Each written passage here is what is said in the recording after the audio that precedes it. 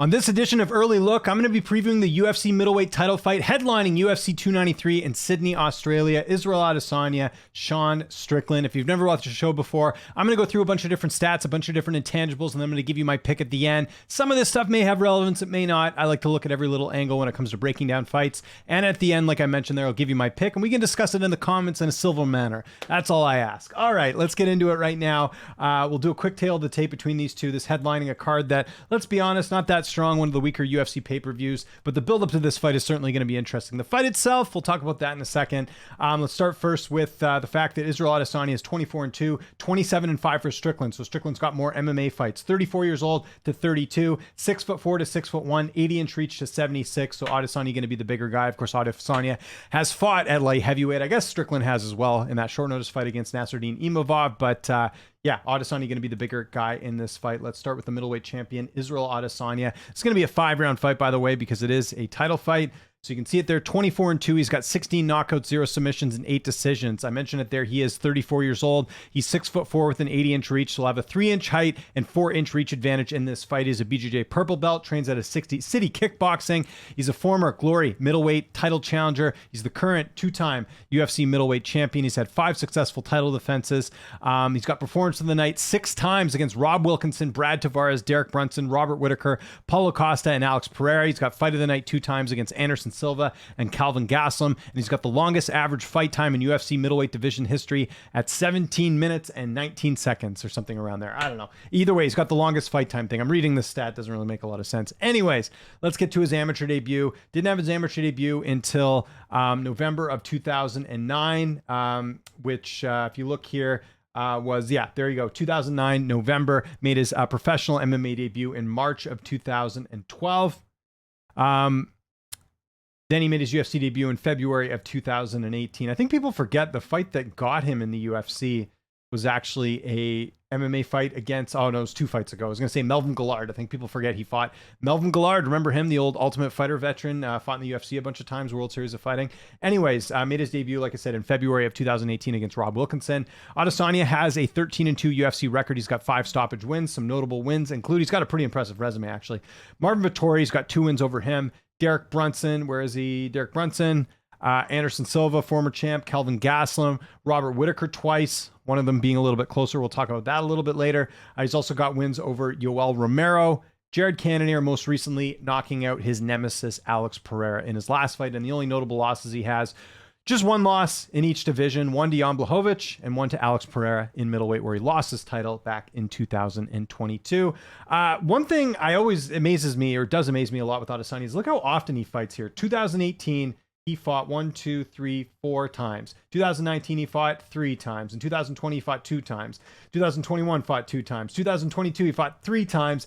This year will be his second fight. The guy's very active. Say what you want about Adesanya. The guy is putting in the work all the time, and that is obviously a good sign, and that's probably one of the reasons why he's one of the most popular fighters in the UFC. I mentioned some close fights that Adesanya's had. Let's quickly go over those.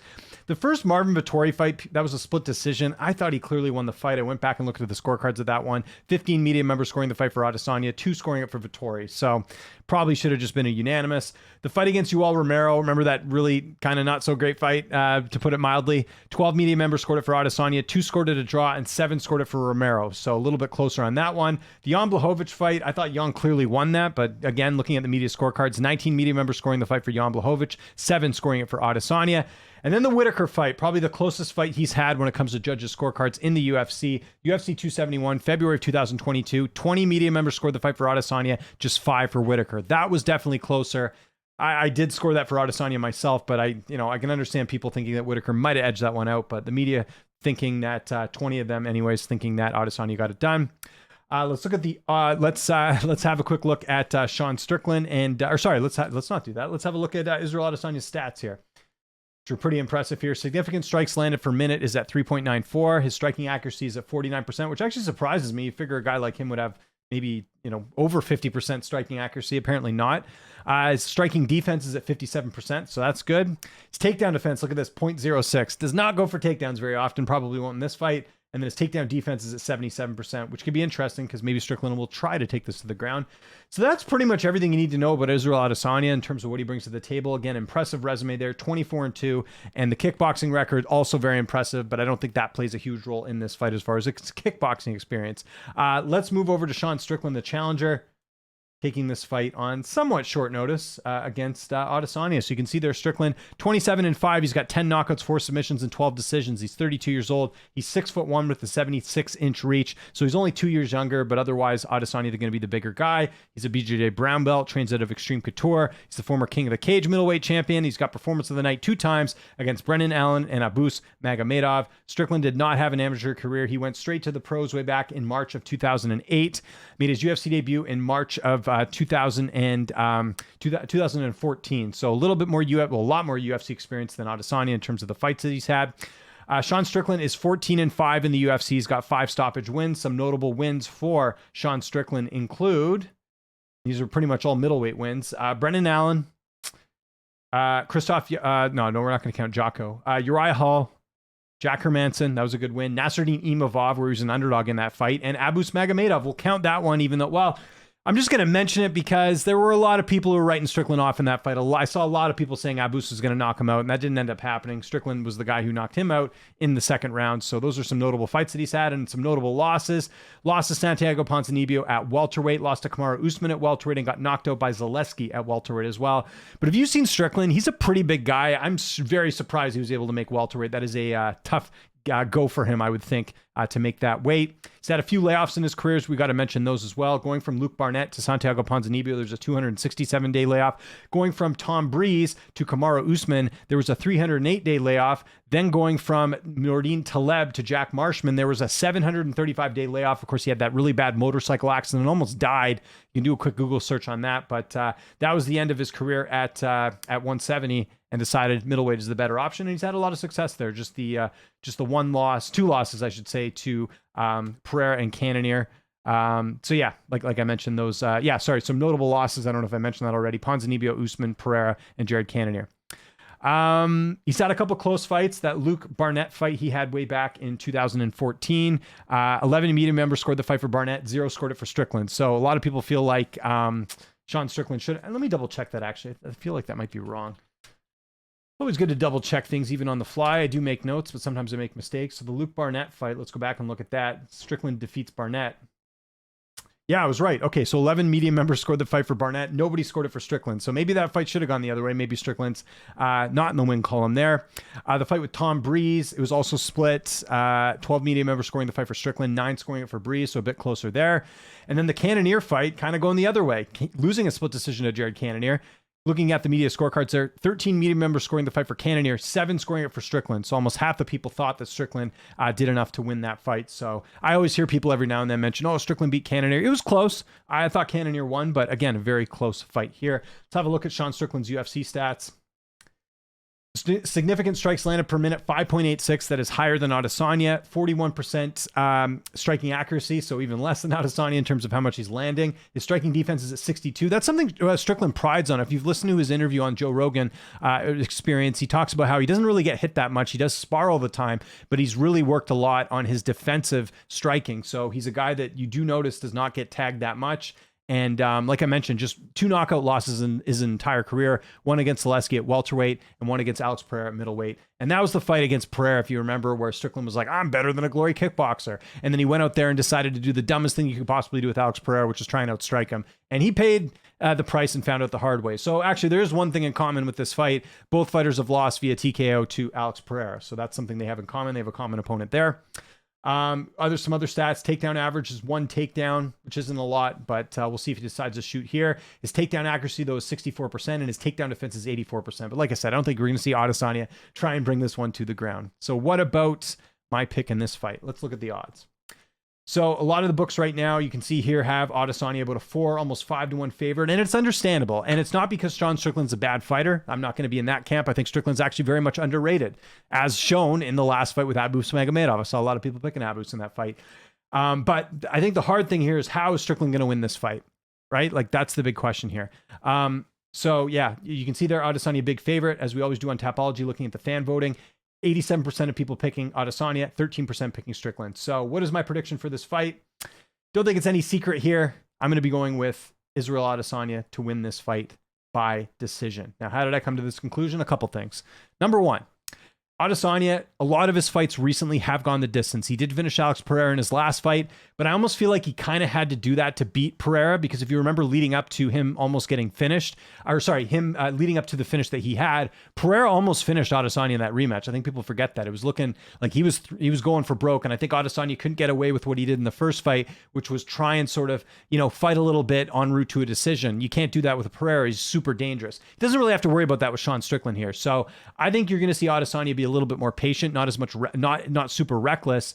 Just for the simple fact that Sean Strickland is not like a one-punch knockout type guy, so he doesn't really have to worry about that. Nor is Strickland like a submission artist on the ground. He's not submitting everyone left, right, and center. So he's not like a Damian Maia. Doesn't have to worry about that. So I think you'll see Adesanya be a little bit more calculated. Maybe take some risks, but I just don't see him doing that. So kind of the point I'm making is the reason I'm leading on the decision side of things is because Adesanya typically, if you look at his overall body of work, the last few fights, they mostly have gone the distance, right? You look at his last couple wins. Cannonier decision, Whitaker decision, Vettori decision, Costa finish, Romero decision, Whitaker finish. So, and then Gaslam, Silva. So lately anyways, you're seeing more decisions than stoppage wins. And granted, some of that's the guys he's fighting. Like Marvin Vettori is yet to still be finished in the UFC. I cut him some slack there. Whitaker's only had now two stoppage losses, one to Drakus, and before that it was just Adesanya. So yeah, it's like you kind of got to look at the fact that Adesanya does seem to be going the distance more in his UFC career. Strickland's only been finished one time at middleweight. That was another weird narrative going into the Abus fight. I saw some people saying that Strickland has like a bad chin or something. Again, he did a stupid game plan against Abus Magomedov or against Alex Pereira, and he paid the price for it. But I don't think Strickland has like a bad chin or anything. So again, Strickland's only been finished once at middleweight, twice overall in 32 career fights. That's pretty good odds of him not getting finished that much. So again, Strickland pretty durable. Strickland's lost 60% of the time by decision, only I think 40% by knockout, but he's only lost 5 times. And like I said, the majority of those have been by decision. Strickland's having somewhat of a short notice for this fight. If you remember, there was all this talk of, was Strickland going to fight? Was he not? Adesanya is known for months that he's going to be fighting on the Sydney card. So he has that advantage, not to mention the fact he's in New Zealand, coming over to Sydney. The travel is going to be nothing. Strickland's got a lot of travel here coming over from Las Vegas. And again, a bit of a short notice fight for him as well. That also plays against Sean Strickland. And also, it goes without saying, Israel Adesanya has fought better opposition. If you want to look at Strickland's resume, his best win at middleweight might be Jack Hermanson. But even then, Hermanson, what is he really? He's kind of at this point a bit of a gatekeeper in the weight class. Like you beat a Hermanson, you're probably pretty good. You lose to him, you're probably not going to be in the rankings. So that's another thing that I think plays into this as well. But I'm going to lean Adesanya a decision. If you are going to bet this fight, you are going to get better odds at Adesanya by decision prop as opposed to taking him, just straight up. And you could maybe play him by finish, but I think a finish will come later. Strickland's got good cardio. Again, I forget about Sean Strickland, the person. There's a lot of people, kind of like Colby, where you don't necessarily like him, but you can't take away from the fact that he's been getting some good wins. Again, Imavov, Abus, took some punishment earlier from Abus, survived, got the finish himself when Abus cast out. So I think it's going to be hard. I think the only way Strickland wins this fight is by decision. In fact, maybe the play here is the fight goes the distance, just in case, but I really have a hard time seeing Strickland winning a decision over Adesanya. I think Adesanya decision is the best bet. I don't think you'll see Strickland knockout or submit Israel Adesanya. I don't think that's happening at all. I think the percentage of that is so low. And I think I go Adesanya. I'd lean a more decision. But again, if he does finish, I think it'll be a little bit later in the fight. I don't think it's going to be like a first round finish, because this is the other thing. Like in terms of Adesanya's finishes, I know Costa was round 2. That was just a bad performance. It looks like, well, maybe you bet the second round, man. He does have something in common here. It seems to finish his fights in the second round. So maybe you play the Adesanya in round 2 prop, or play and then maybe hedge that with the decision prop, because decision is going to be way more, much more value there in terms of the odds than it would be a finish there. So we'll see what happens. But again, Sean Strickland, tough guy to take out for the most part. So I want to know what you guys think in the comment section below. Who do you think wins this fight? How do you think they win it? I think most are picking Adesanya here. If you're picking Sean Strickland, I would love to hear it now, and I would love to hear how you think he's going to win. I am all for the I told you so's on this fight for sure, as long as you can give me an accurate prediction of how Strickland's going to win. I think more likely than not, Adesanya wins the decision, and then he starts looking ahead to maybe the winner of Chimaev and Costa, which if Chimaev wins, maybe he gets it. Sorry, I shouldn't say that. Drakus du Plessis should be next. Let me correct myself there. Drakus du Plessis should be next. for Adesanya, for the winner of this fight, I should say. And then depending on what happens with Chimaev and Costa, then we'll figure it out there. But there's a possibility if this Chimaev wins, maybe the UFC goes with him. We'll see. But you guys know me well enough. Drakus should get the winner of this fight no matter what happens, as far as I'm concerned. So yeah, let me know what you think. Follow me on Twitter, TikTok, Instagram, @Lynch on Sports. I'm James Lynch. Thanks so much for watching, and I'll see you next time.